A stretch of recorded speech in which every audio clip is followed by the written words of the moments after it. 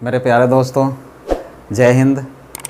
मैं कुंदन कुमार सुमन, मेरे YouTube channel Bihari coaching classes में आपका हार्दिक स्वागत, अभिनंदन, वंदन है। दोस्तों, हम लोग पिछले क्लास में ये पढ़े थे मात्रक और बीमा के बारे में, यूनिट एंड डायमेंशन के बारे में। यूनिट एंड डायमेंशन का पार्ट 1 हो चुका है, लेकिन पार्ट 1 में मैंने क्या किया था पहले मैं आपको बता देना चाहता हूँ। पार्ट 1 में हम लोग ये सीखे थे कि मात्रक और बीमा किसी भी फिजिकल क्वांटिटी का कैसे हम बना पाएंगे, कैसे बनाते हैं, उसको मैं सिखाया था।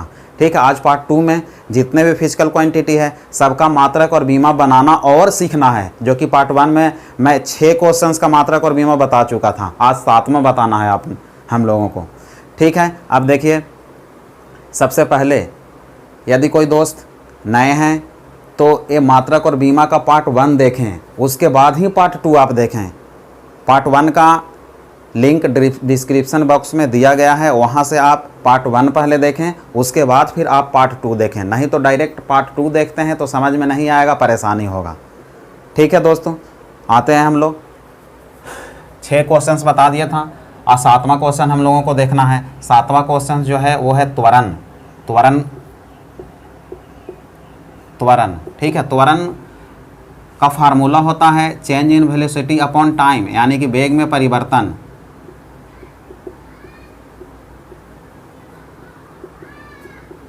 वेग में परिवर्तन अपॉन समय।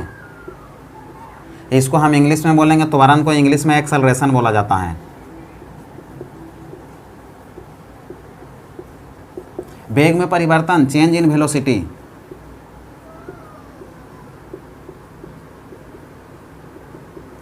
Change in velocity upon time होता है।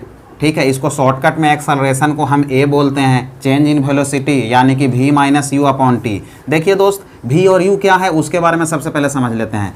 जैसे कोई व्यक्ति है, ठीक है, कोई व्यक्ति है जिस वेग से चलना स्टार्ट करता है, u से चलना स्टार्ट करेगा ना, जिस वेग से चलना स्टार्ट करता है उसको हम प्रारंभिक वेग बोलते हैं। ठीक है,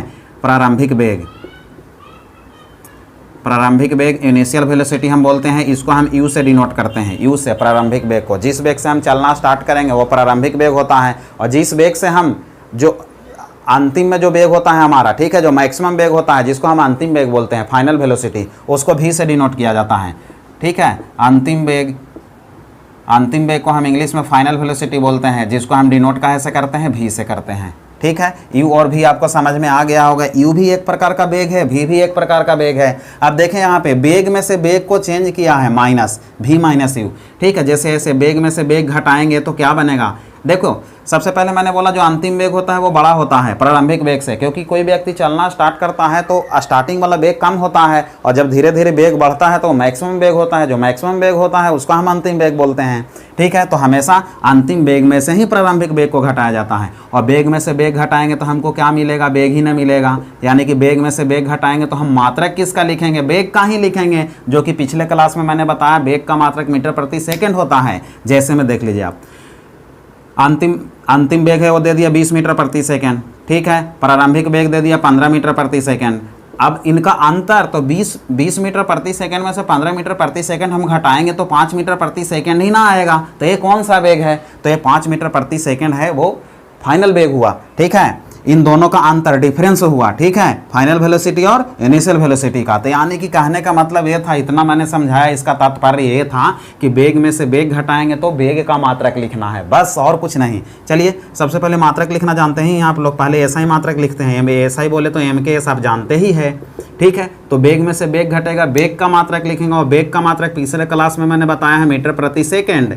और यहाँ समय हो गया, समय का मात्रक क्या होता है तो आप जानते हैं सेकेंड होता है। अब ये सेकेंड का ये सेकेंड के साथ में गुना होगा, और 2 सेकेंड आपस में गुना होंगे तो सेकेंड का वर्ग हो जाएगा। तो हम इसको क्या पढ़ेंगे, तो मीटर प्रति सेकेंड स्क्वायर पढ़ेंगे। चलिए, एम के एस मात्रक हो गया, उसके बाद हम निकालेंगे सी जी एस मात्रक। अब सी जी एस मात्रक में मैंने आपको बताया था कि यदि एम के एस मात्रक निकाल लिए तो इसी मात्रक से सब मात्रक बनाया जाता है, क्योंकि मापन की प्रणालियाँ होती है 4 होती है, लेकिन एसआई और एम के एस जो है दोनों एक ही होता है। तो उसके बाद बचा 1 2 3 ही बचा, तो ये तीनों एक भौतिक राशि को 3 मात्रक होते हैं, तो ये तीनों को लिखना है। तो पहले सी जी एस लिखते हैं, तो एसआई लिख दिए, तो वहीं से सीजीएस और एफपीएस दोनों को लिख देंगे। बीमा भी हम एसआई मात्रक से ही निकाल लेंगे। तो चलिए, मीटर है ना, एसआई मात्रक में मीटर, सीजीएस में हम क्या बोलते हैं, सेंटीमीटर बोलते हैं। शुरू वाला जो लेटर है लंबाई को डिनोट करता है, सेकंड वाला द्रव्यमान को करता है और थर्ड वाला क्या करता है, समय को। सब में यहाँ भी शुरू वाला लंबाई को, सेकंड मास को और थर्ड क्या करता है, समय को। तो मीटर को हम सीजीएस में क्या बोलेंगे, तो सी माने सेंटीमीटर, ठीक है, सेंटीमीटर बोलेंगे। सेकंड को सीजीएस में क्या बोलेंगे, तो सेकंड ही बोलते हैं, तो सेकंड स्क्वायर हो गया। चलिए ए सीजीएस मात्रक भी आप निकाल दिए। अब एफपीएस मात्रक में आ जाते हैं। देखिए एफपीएस मात्रक में हम मीटर को क्या बोलेंगे, तो मीटर को फुट बोलेंगे। पहला वाला लेटर यहाँ देखें, पहला लेटर मीटर, मीटर को सेंटीमीटर सीजीएस में, और एफपीएस में हम क्या बोलेंगे, फुट। और सेकंड एमकेएस में भी सेकंड, सीजीएस में भी सेकंड और एफपीएस में भी सेकंड, सब समान होते हैं समय का मात्रक। तो चलिए एफपीएस लिखेंगे तो मीटर को हम क्या बोल देंगे, फुट बोल देंगे, ठीक है। सेकंड स्क्वायर है तो यहाँ भी सेकंड स्क्वायर ही हो जाएगा। अब क्या बचा, अब बचा है बीमा, डायमेंशन, उसको भी लिख देते हैं। तो डायमेंशन भी ये मात्रक से ही बनाया जाता है, ऐसा ही मात्रक जो लिखे वहीं से बन जाता है। मैंने बताया था आपको फार्मूला से भी और मात्रक से भी, दोनों चीज़ से बनाना मात्रक और बीमा कैसे बनाया जाता है, पार्ट 1 में मैं सिखाया हूँ। इसीलिए सभी दोस्त से मेरा निवेदन है कि पार्ट 1 यदि नहीं देखें हैं तो सबसे पहले पार्ट 1 देखें, उसके बाद ही पार्ट 2 में चलें, बहुत मज़ा आने वाला है। और फिजिक्स का क्या महत्व है, कितना प्रतियोगी परीक्षाओं में फिजिक्स आ रहे हैं ये तो पता ही होगा आप लोग। रेलवे में जाइए पूरा फिजिक्स ही फिजिक्स, जो न्यूमेरिकल जानता है उनका रिजल्ट होगा, जो नहीं जानते उनका रिजल्ट नहीं होगा। क्योंकि मैंने अभी आपको बताता हूँ, पिछले जो भी वैकेंसी आया था रेलवे में उसमें सबसे ज़्यादा रिजल्ट मैं दिया हूँ। एक बैच 70 बैच के लड़के थे, उसमें से मैंने 55 रिजल्ट दिया हूँ रेलवे में, ठीक है। तो वो सब कहाँ से गए, तो सब मैं यही सब बताया था। ये सब मजबूत था, उनका मैथ मजबूत था, रीजनिंग मजबूत था, साइंस न्यूमेरिकल भी और ऑब्जेक्टिव टाइप भी, सब चीज़ मजबूत था। वो रिजल्ट ले लिए आसानी से। आपको रिजल्ट लेना है तो बिल्कुल अपने चैनल के साथ में लगे रहें, चैनल को सब्सक्राइब करें, लाइक करें, शेयर करें और बेल आइकन को दबाना ना भूलें, ताकि आप तक मेरे वीडियो का नोटिफिकेशन सबसे पहले पहुंच सके। चलिए दोस्तों, अब बीमा लिख रहे हैं। बीमा लिखने के लिए मीटर का बीमा क्या होता है, मीटर है तो आप जानते हैं मीटर का बीमा होता है एल। मीटर बोले तो डिस्टेंस, दूरी, और दूरी का बीमा एल होता है। सेकंड बोले तो समय, और समय का बीमा क्या होता है, तो आपको पता है समय का बीमा क्या होता है, ये टी होता है। तो यहाँ सेकंड स्क्वायर है, यहाँ से बना लें, सेकंड स्क्वायर है तो टी का स्क्वायर हो जाएगा। अब मैंने बोला था वैल्यू यदि नीचे पावर के रूप में है तो उसको ऊपर लिखा जाता है, ठीक है। और नीचे यदि माइनस में है तो ऊपर जाके प्लस में होगा। नीचे यदि माइनस में है तो ऊपर जाके प्लस में होगा, और नीचे यदि प्लस में है, नीचे यदि प्लस में है तो ऊपर जाके कहाँ में हो जाएगा, माइनस में हो जाएगा। इस प्रकार से करना है। तो नीचे प्लस में है, ऊपर जाके माइनस में हो जाएगा। तो ये हो गया, ये आपका हो गया क्या, बीमा हो गया, ठीक है। तो ये सब समझ में आ गया होगा, वेग समझ में आ गया होगा। त्वरण है क्या, वेग में परिवर्तन अपॉन समय, change in velocity upon time. जैसे देखिए इसके बारे में थोड़ा सा मैं और बता देता हूँ, क्योंकि ये त्वरण है, आपको आगे पढ़ना है, रेस्ट एंड मोशन में पूरा पढ़ना है। क्योंकि मैंने बताया था मात्रक और बीमा में खाली जितने भी भौतिक राशि है उससे आपको रूबरू कराना है, उनका नाम और पता बोले तो उनका मात्रक और बीमा सिर्फ सीखना है। बाकी विस्तार में पढ़ना है आपको रेस्ट एंड मोशन में, तो वहाँ मैं पूरा विस्तार में पढ़ाऊँगा। सबसे पहले एक और बात देख लें, change in velocity upon time है, समय के साथ में वेग में जो परिवर्तन होता है उसको हम त्वरण बोलते हैं। आप जानते होंगे टू व्हीलर चलाते हो तो उसमें जो एक्सलेटर है वही तो त्वरण होता है। एक्सलेटर हम देते हैं तो समय के साथ में मेरा वेग क्या होता है, बढ़ता है। एक्सलेटर जब चढ़ाते हैं तो बढ़ता है वेग, ठीक है, समय के साथ में बढ़ता है, ठीक है। ऑसिलेटर को काम करते हैं तो समय के साथ में क्या होता है, घटता है वेग। तो समय के साथ में वेग घटता है उसको हम मंदन बोलते हैं, इंग्लिश में रिटार्डेशन बोलते हैं। और समय के साथ में यदि वेग बढ़ेगा तो उसको हम त्वरण बोलते हैं, इंग्लिश में एक्सेलरेशन बोला जाता है।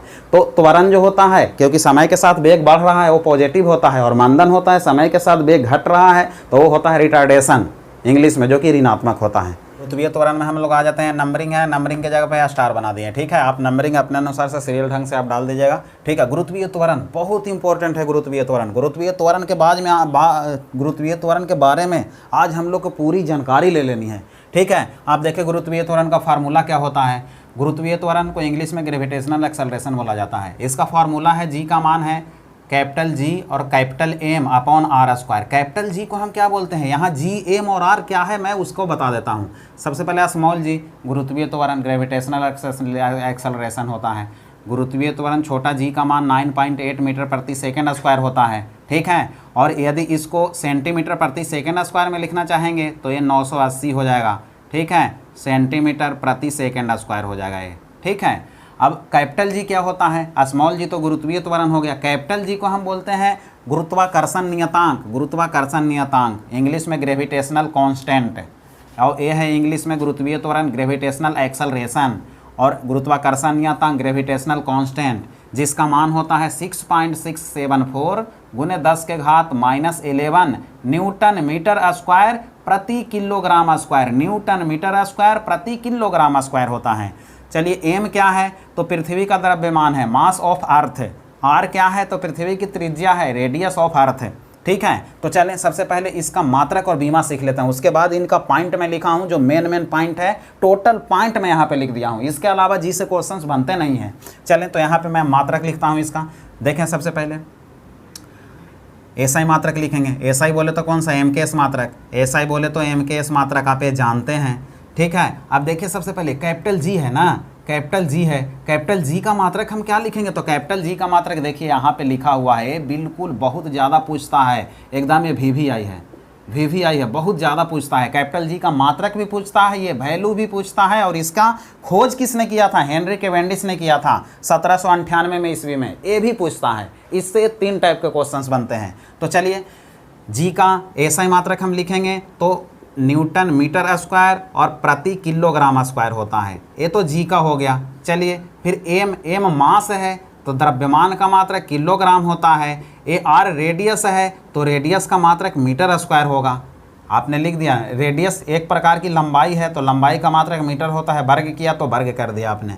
चलें आप सॉल्यूशन कर लें। चलिए सॉल्यूशन करेंगे तो सबसे पहले देखिए ना, केजी से 1 केजी कट गया, नीचे 2 केजी था, 1 केजी बचा हुआ है, मीटर स्क्वायर से पूरा मीटर स्क्वायर कट गया, बचा क्या, ऊपर में न्यूटन और नीचे में क्या बचा, किलोग्राम बचा। आप जानते हैं 1 न्यूटन कितना को बोलते हैं, तो किलोग्राम मीटर प्रति सेकेंड स्क्वायर को 1 न्यूटन बोला जाता है। ठीक है, ये आगे बल मैं जब बताऊंगा ना तो वहाँ पे ये क्लियर हो जाएगा आपको कैसे ये आया है। ठीक है, तो थोड़ा सा आगे जस्ट आपको बल मिलेगा, फोर्स मिलेगा, वहाँ पे क्लियर हो जाएगा। तो 1 न्यूटन का वैल्यू इतना होता है, न्यूटन का 1 न्यूटन का मात्रा कितना होता है, तो न्यूटन के जगह लिख देते हैं किलोग्राम मीटर और प्रति सेकेंड स्क्वायर लिखते हैं।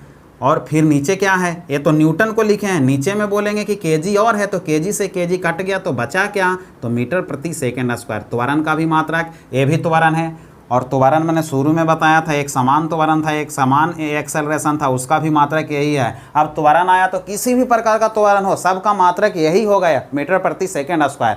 बल का मात्रक बताएंगे तो बल का कितने भी प्रकार का बल हो, सबका मात्रक वही होगा, न्यूटन एसआई मात्रक। और सीजीएस मात्रक डाइन होगा, एफपीएस मात्रक जो है वो चीज़ हो जाएगा, एफपीएस मात्रक पाउंड और फुट प्रति सेकेंड स्क्वायर, ये चीज़ हो जाएगा। चलें ए मात्रक निकल गया है। अब यहाँ से सीजीएस लिख लेंगे, सीजीएस लिखना बहुत आसान, मीटर को बोलेंगे आपके, मीटर को सीजीएस में हम लिखेंगे सेंटीमीटर, और सेकेंड स्क्वायर को सेकेंड स्क्वायर लिख देंगे।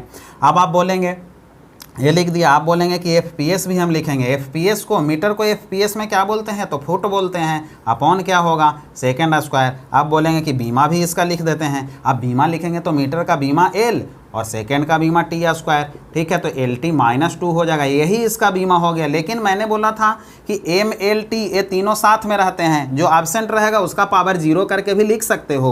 तो यहाँ पे एब्सेंट कौन है, एम है, तो शुरू में एम, सेकेंड में एल और थर्ड में टी होता है, माइनस है। एम एब्सेंट है तो जो एब्सेंट रहेगा उसके पावर 0 लगा के भी लिख सकते हैं, ऐसे भी आ सकता है ऑप्शन में, ऐसे भी आ सकता है, आप जैसे चाहें वैसे कर सकते हैं। तो चलिए यहाँ तक हम लोग पढ़ लिए थे, उसके बाद चलिए इसके नोट, स्मॉल जी का नोट। ठीक है, कितने नोट बनते हैं, कितने ऑब्जेक्टिव बनते हैं, पूरा मैं क्लियर कर रहा हूँ।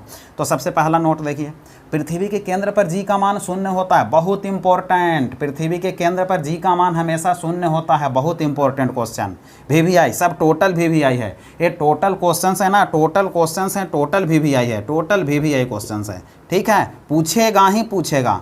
चलें सेकेंड में, विषुवत रेखा पर जी का मान क्या होता है, तो विषुवत रेखा पर जी का मान हमेशा 0 होता है। ठीक है, ध्रुवों पर जी का मान कितना होता है, तो ध्रुवों पर जी का मान महत्तम अधिकतम होता है, ध्रुवों पर जी का मान अधिकतम होता है। चलें आगे आते हैं, पृथ्वी के केंद्र से, पृथ्वी के केंद्र यानी कि तल, पृथ्वी के तल या पृथ्वी के केंद्र से जैसे ही ऊपर या नीचे आप बढ़ोगे ना तो जी का मान हमेशा घटता है, बढ़ने की कोई चांस नहीं है, हमेशा क्या होता है, घटता है। ठीक है, पृथ्वी के केंद्र से, केंद्र या तल से ऊपर या नीचे जाने पर जी का मान हमेशा क्या होता है, तो घटता है। चलिए कैपिटल जी जिसको हम बोलते हैं ग्रेविटेशनल कांस्टेंस, गुरुत्वाकर्षण नियतांक, उसका मान 1798 ईस्वी में हेनरी कैवेंडिश ने दिया था। 1798 ईस्वी में हेनरी कैवेंडिश ने दिया था। हेनरी कैवेंडिश ने एक और खोज किया था, हाइड्रोजन की खोज किया था। हाइड्रोजन की खोज किसने किया था? हेनरी कैवेंडिश ने किया था। आप आविष्कारक याद किए होंगे तो वहाँ पे ये चीज़ पढ़े होंगे। तो हेनरी कैवेंडिश हाइड्रोजन की भी खोज किया है और कैपिटल जी की भी खोज किया है। स्मॉल जी की खोज किसने किया है? तो सर आइजैक न्यूटन ने किया है स्मॉल जी की खोज। इतना सारा मैंने बताया आपको जो कि गुरुत्वीय त्वरण से रिलेटेड है, बहुत मोस्ट इंपॉर्टेंट है। इसको आप पूरा टोटल को ध्यान में रखना है आपको, ठीक है, और ऐसे आगे चलना है। और बाकी अपने चैनल को लाइक सब्सक्राइब करना बिल्कुल ना भूलें।